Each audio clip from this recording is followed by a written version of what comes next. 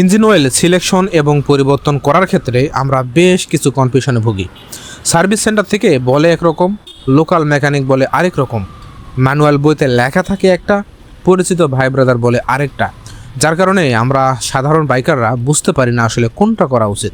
এর ফলে ইঞ্জিনের পারফরমেন্স কমে যায়, মাইলেজ কমে, অতিরিক্ত গরম হয়, এমনকি ইঞ্জিন দ্রুত দুর্বল হয়ে যায়। তাই আজকের ভিডিওতে বলবো কত কিলোমিটার পর ইঞ্জিন অয়েল পরিবর্তন করবেন, কিলোমিটার বেশি নাকি গুরুত্বপূর্ণ সময়, কোনটা দেখে আপনি ইঞ্জিন অয়েল পরিবর্তন করবেন, এবং mineral, semi synthetic, full synthetic অয়েলের মধ্যে পার্থক্য কী, কোন লক্ষণ দেখলে সঙ্গে সঙ্গে ইঞ্জিন অয়েল পরিবর্তন করা উচিত। আর শেষে বলবো এমন একটি ভুলের কথা যেটা বাংলাদেশের অসংখ্য বাইকার প্রতিদিন করছেন। প্রথমেই একটা জিনিস জেনে রাখা দরকার যে ইঞ্জিন অয়েল এত গুরুত্বপূর্ণ কেন। অনেকে মনে করেন যে ইঞ্জিন অয়েলের কাজ শুধুই ইঞ্জিনকে পিচ্ছিল রাখা, আসলে বিষয়টা এর থেকেও বড়। ইঞ্জিনের ভেতরে প্রতি মিনিটে হাজার হাজার বার বিভিন্ন পার্টস একে অপরের সঙ্গে ঘষা খায়। যদি সেখানে ভালো মানের ইঞ্জিন অয়েল না থাকে তাহলে এই ঘর্ষণ দ্রুত ইঞ্জিনের ক্ষতি করবে। তো ইঞ্জিন অয়েল ঘর্ষণ কমায়, ইঞ্জিন ঠান্ডা রাখতে সাহায্য করে, কার্বন ও ময়লা পরিষ্কার করতে সাহায্য করে, মরিচা প্রতিরোধ করে, ইঞ্জিনের আয়ু বাড়ায়। তাই ইঞ্জিন অয়েলকে অনেকেই বাইকের রক্ত বলে থাকেন। ইঞ্জিন অয়েল পরিবর্তনের ক্ষেত্রে শুধু কিলোমিটার নয়, সময়ও গুরুত্বপূর্ণ। ধরুন আপনি গত 6 মাসে মাত্র 800 কিলোমিটার বাইক চালিয়েছেন, তাহলে কি অয়েল পরিবর্তন করার দরকার নেই? অনেকেই বলবেন যে না, কোনো পরিবর্তন করার দরকার নেই, কিন্তু এটা পুরোপুরি সঠিক নয়। কারণ ইঞ্জিন অয়েল শুধু চালানোর কারণে নষ্ট হয় না, সময়ের সাথেও এর রাসায়নিক গুণাগুণ কমতে থাকে। আর্দ্রতা, তাপমাত্রা পরিবর্তন এবং অক্সিডেশনের কারণে ইঞ্জিন অয়েলের কার্যক্ষমতা ধীরে ধীরে কমে যায়। তাই যদি আপনার বাইক খুব কমও চলে, তবুও কোম্পানির পরামর্শ অনুযায়ী নির্দিষ্ট সময় পরপর ইঞ্জিন অয়েল পরিবর্তন করা ভালো। এখন আসি সবচেয়ে গুরুত্বপূর্ণ একটা অংশে, যে ইঞ্জিন অয়েল কত কিলোমিটার পরপর চেঞ্জ করতে হবে। আসলে বাজারে 3 রকমের ইঞ্জিন অয়েল পাওয়া যায়: মিনারেল, সেমি সিনথেটিক এবং সিনথেটিক। আপনি কোন ইঞ্জিন অয়েল ব্যবহার করতেছেন সেটার উপরে নির্ভর করে কত কিলোমিটার পরে এটা আপনার চেঞ্জ করতে হবে। তো সাধারণত মিনারেল যেটা দেখি আমরা, যে সাধারণত 1000 কিলোমিটারের মধ্যে পরিবর্তন করা ভালো। যারা প্রতিদিন শহরে ট্রাফিকে বাইক চালান তাদের ক্ষেত্রে একটু আগেই পরিবর্তন করা ভালো। আর সেমি সিনথেটিক, এটি মিনারেল ও সিনথেটিক অয়েলের মিশ্রণ। সাধারণভাবে 1500 কিলোমিটার পর্যন্ত এটি ভালো পারফরমেন্স দেয়।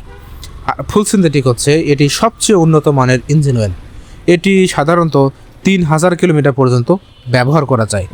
তবে সব বাইকের ক্ষেত্রে এক নিয়ম প্রযোজ্য নয়, এক এক বাইকের ক্ষেত্রে এক এক রকম। তো সবসময় আপনার বাইকের ইউজার ম্যানুয়াল অনুসরণ করুন, সেটাই হচ্ছে আপনার সবথেকে বেস্ট সলিউশন। আর একটা জিনিস জেনে রাখা দরকার যে শহরের ট্রাফিকে ইঞ্জিন অয়েল দ্রুত নষ্ট হয়ে যায়। এর কারণ হচ্ছে এখানে একটানা 50 কিলোমিটার গতিতে চালানো খুবই কঠিন। বারবার ব্রেক ধরতে হয়, ক্লাচ ধরতে হয়, গিয়ার পরিবর্তন করতে হয়, ইঞ্জিন দীর্ঘ সময় গরম থাকে, ফলে ইঞ্জিন অয়েলের উপরে চাপ বেড়ে যায়। তাই শহরের ট্রাফিকে চালানো বাইকের ইঞ্জিন অয়েল সাধারণত দ্রুত নষ্ট হয়ে যায়। এই কারণে আপনার যে লিমিটেশন আছে, সেই ইঞ্জিন অয়েলের যে সর্বোচ্চ লেভেল আছে, অর্থাৎ 1500 বা 2000 কিলোমিটার, যেটাই হোক, আপনি 200 কিলোমিটার আগেই ইঞ্জিন অয়েলটা চেঞ্জ করে ফেলবেন যদি আপনি শহরে রাইড করেন। কোন কোন লক্ষণ দেখলে আপনি ইঞ্জিন অয়েল পরিবর্তন করবেন? যদি লক্ষ্য করেন যে ইঞ্জিন আগের চেয়ে বেশি গরম হচ্ছে, গিয়ার শক্ত লাগতেছে, ইঞ্জিনের শব্দ বেড়ে গেছে, বাইক আগের মতো স্মুথ লাগতেছে না, অ্যাক্সিলারেশন কমে গেছে, অয়েলের রং অনেক কালো হয়ে গেছে, তাহলে শুধু কিলোমিটারের জন্য অপেক্ষা করবেন না, প্রয়োজনে ইঞ্জিন অয়েল পরীক্ষা করিয়ে পরিবর্তন করে ফেলুন। ইঞ্জিন অয়েলের ফিল্টার পরিবর্তন করবেন কখন? অনেকেই শুধু ইঞ্জিন অয়েলই পরিবর্তন করেন, কিন্তু ইঞ্জিন অয়েলের যে ফিল্টার সেটা আগেরটাই রেখে দেন। তো ফিল্টারের কাজ হলো ইঞ্জিন অয়েলের ভিতরে ময়লাগুলোকে আটকে রাখা অথবা ফিল্টার করা। যদি ফিল্টার নোংরা হয়ে যায় তাহলে নতুন ইঞ্জিন অয়েলও দ্রুত নষ্ট হয়ে যেতে পারে। তাই কোম্পানির নির্দেশনা অনুযায়ী নির্দিষ্ট সময় পরপর ফিল্টারও পরিবর্তন করা খুবই জরুরি। এখন আসি, আমরা বেশিরভাগ বাইকাররা যেই ভুলটা করে থাকি সেটা হলো শুধুমাত্র অন্যের কথা শুনে আমরা ইঞ্জিন অয়েল কিনে ফেলি। সস্তা বলে আমরা নিম্ন মানের ইঞ্জিন অয়েল ব্যবহার করি এবং ভিন্ন ব্র্যান্ড বা ভিন্ন গ্রেডের ইঞ্জিন অয়েল ব্যবহার করি। অয়েলের লেভেল কখনো চেক করি না এবং ইউজার ম্যানুয়াল ভালো করে পড়ি না। তো এইগুলো কারণে আমাদের ছোট ছোট ভুলগুলোই পরে বড় খরচের কারণ হয়ে দাঁড়ায়।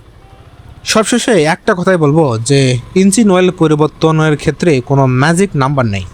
আপনার বাইকের মডেল, ব্যবহারের ধরন, অয়েলের ধরন এবং কোম্পানির নির্দেশনা সব কিছু বিবেচনা করেই সিদ্ধান্ত নিতে হবে। আর একটা গুরুত্বপূর্ণ কথা, অনেকেই বলেন ইঞ্জিন অয়েল এখনও কালো হয়নি তাই পরিবর্তন আসলে করার দরকার নেই। এটা সবসময় সঠিক ধারণা নয়। অনেক ভালো মানের ইঞ্জিন অয়েল পরিষ্কার করতে গিয়েই কালো হয়ে যায়।